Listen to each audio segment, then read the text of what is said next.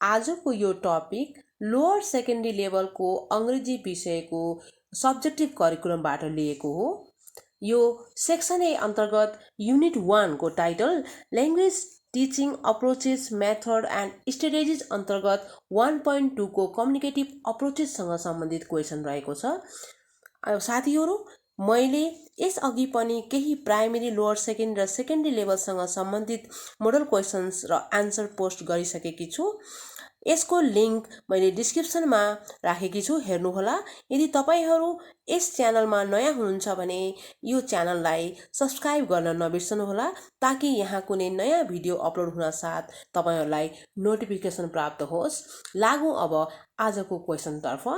What do you mean by communicative approach? What is language according to communicative approach? Both questions have 5 marks and altogether 10 marks. This question is not only important for lower secondary level, it is equally important for secondary level as well. What do you mean by communicative approach? Communicative approach भन्नाले के बुझ्नुहुन्छ? What is language according to the communicative approach? Communicative approach को अनुसार language भनेको के हो अथवा language को सिद्धान्त के हो? What is the theory of language? What is the principle of language? नि भनेर सोध्न सक्छ। Now let's discuss the answer. The communicative approach was developed in 1980s as a reaction to grammar-based approaches. The communicative approach is one of the language teaching approaches. Language teaching approaches मध्ये एउटा important अप्रोचको रूपमा communicative अप्रोचलाई लिने गरिन्छ।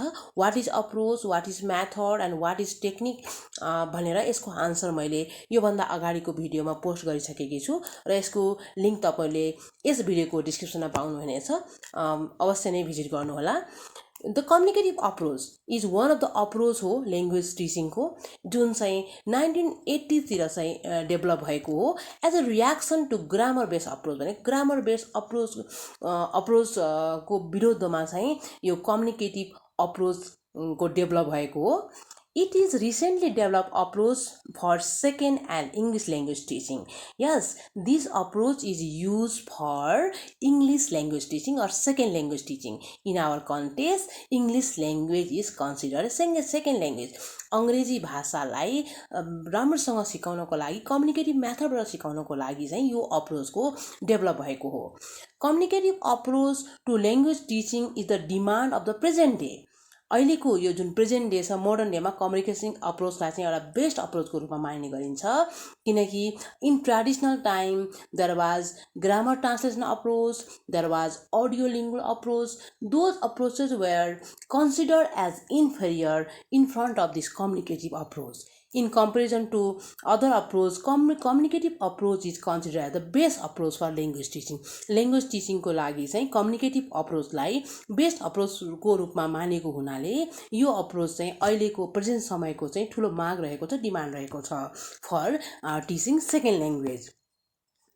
The main goal of the communicative approach is to develop communicative competence of second language learners. The main objective अथवा main goal अथवा main लक्ष्य भनेको यस अप्रोचको लर्नर्सहरूलाई, सेकेन्ड ल्याङ्ग्वेज लर्नर्सहरूलाई चाहिँ कम्युनिकेटिभ कम्पिटेन्स डेभलप गराउने भनेको। इङ्ग्लिस ल्याङ्ग्वेज लर्नर जुन छन् तिनीहरूलाई चाहिँ राम्रोसँग इङ्ग्लिस ल्याङ्ग्वेजमा चाहिँ स्पोकन गर्न सिकाउने, लेख्न सिकाउने अथवा इङ्ग्लिस ल्याङ्ग्वेजमा चाहिँ उनीहरूलाई सक्षम बनाउनु नै यसको मेन उद्देश्य रहेको। This approach focuses on the use of language for meaningful purposes in suitable situation. यो अप्रोचेसको मेन फोकस भनेको ल्याङ्ग्वेजलाई मिनिङफुल सिचुएसनमा अथवा सुटेबल सिचुएसनमा सही तरिकाले प्रयोग गर्न सक्नु हो। मिन्स इङ्ग्लिस लर्नरले इङ्ग्लिस ल्याङ्ग्वेजलाई सुटेबल सिचुएसनमा, सुहाउँदो सिचुएसनमा मिनिङफुल तरिकाले ल्याङ्ग्वेज प्रयोग गर्न सकुन् भन्नु नै यसको उद्देश्य रहेको छ, यसले फोकस गर्दछ। Moreover this approach aims to enable learners to get mastery over 4 skills of language such as listening, speaking, reading and writing. When we talk about GT matter, जब हामी GT म्याथरको कुरा गर्छौँ, ग्रामर ट्रान्सलेसन म्याथरमा चाहिँ reading र राइटिङलाई बढी focus गरिन्थ्यो। त्यसै गरेर अडियो लिङ्गुअल म्याथरमा बढी स्पिकिङलाई बढी फोकस गरिन्थ्यो भने यो म्याथड मेथडले चाहिँ के गर्छ भन्दा लर्नर्सको 4 skill overall development, speaking skill, listening skill, reading skill and writing skill, overall 4 स्किललाई चाहिँ यसले के गर्न खोजेको छ, डेभलप गर्न खोजेको छ, विकास गर्न खोजेको छ। It is learner oriented approach. Learner भनेको student oriented approach that focuses on both fluency and accuracy of languages. यस यो learner oriented हो, student center हो। यसको फोकस भनेको स्टुडेन्टलाई चाहिँ कम्युनिकेटिभ कम्पिटेन्स डेभलप गराउनु, उनीहरूलाई अङ्ग्रेजी भाषामा अथवा इङ्ग्लिस ल्याङ्ग्वेजमा राम्रोसँग बोल्न सक्ने, लेख्न सक्ने, पढ्न सक्ने अथवा सुन्न सक्ने, यी सबै स्किलको, सबै सिपको विकास गर्नु नै यसको उद्देश्य रहेको छ। र यसले फ्लुएन्सी पनि चाहन्छ र एक्युरेसी पनि, दुवै चाहिँ यो अप्रोचमा इम्पोर्टेन्ट रहन्छ। The main idea under this approach is that only the knowledge of structure and vocabulary and function is not sufficient in language learning. Important छ, very important point छ, यहाँ ध्यान दिएर सुन्नु होला। The main idea under this approach is that only the knowledge of structure, vocabulary and function is not sufficient भनेको एउटा लर्नरले एउटा कुनै पनि ल्याङ्ग्वेजको स्ट्रक्चर अथवा इङ्ग्लिस ल्याङ्ग्वेजको स्ट्रक्चर जानेको छ अथवा भोकाबुलरी उसलाई प्रशस्त आउँछ अथवा ल्याङ्ग्वेजको फङ्सन मात्रै जानेर हुँदैन, उसले के पनि जान्नुपर्छ भन्दा but the student must be able to apply this knowledge in conveying meaning for communicating message according to the demand of the situation. भनेको सिचुएसनको डिमान्ड अनुसार आफूले जुन गेन गरेको नलेज छ, लिङ्ग्विस्टिक नलेज छ, त्यो नलेजलाई चाहिँ सिचुएसन अनुसार उसले एप्लाई गर्न सकोस् अथवा मिनिङ कन्भे गर्न सकोस्। That is the main goal of communicative approach of language teaching. According to the communicative approach languages, हामीले अगाडि क्वेसन हेऱ्यौँ, यहाँ एउटा क्वेसन रहेको छ, इम्पोर्टेन्ट छ यो क्वेसन।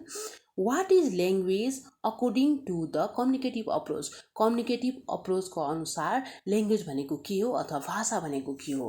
अब यसको आन्सर हामी यहाँ डिस्कस गर्न गइरहेका छौँ। Language is a means of communication or system of expression of meaning.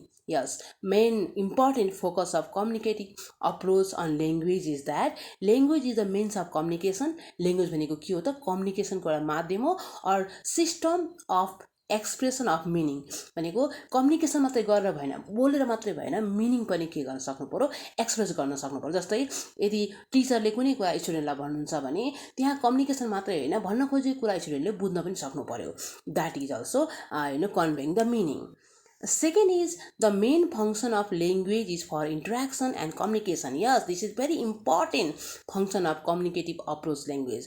Here, the main function of language is for interaction and communication. भनेको communicative approach अनुसार कुनै पनि ल्याङ्ग्वेज लर्नरले त्यो ल्याङ्ग्वेज युज गरेर राम्रोसँग इन्ट्रेक्सन गर्न सकोस् र कम्युनिकेसन गर्न सकोस्। That is another goal here. The structure of language reflects its functional and communicative usage. Yes, this is also very important point. The structure of language के हुनु पर्यो, it reflects its functional and communicative uses. यसले कुनै पनि ल्याङ्ग्वेजले चाहिँ त्यसको functional र communicative uses दुवै कुराहरू कन्भे गर्न सक्छ। जस्तै सपोज मैले एउटा सेन्टेन्स भने please give me a pain.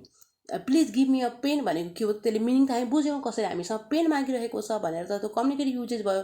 अब यसको फङ्सन के हो त भन्दा यसको फङ्सनमा के फङ्सन छ, यहाँ function of request. That's why means communicative approach generally focuses on its functional as well as communicative usage.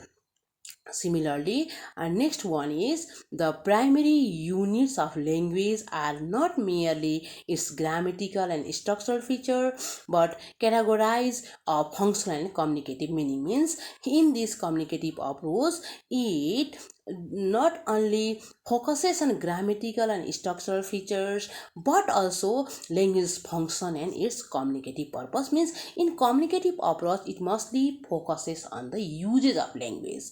Learner should use language properly if he or she has good command over language.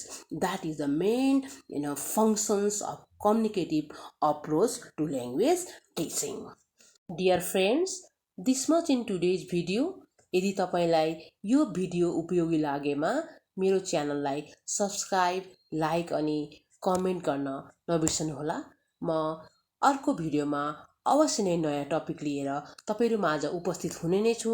तबसम्मको लागि नमस्कार, bye bye.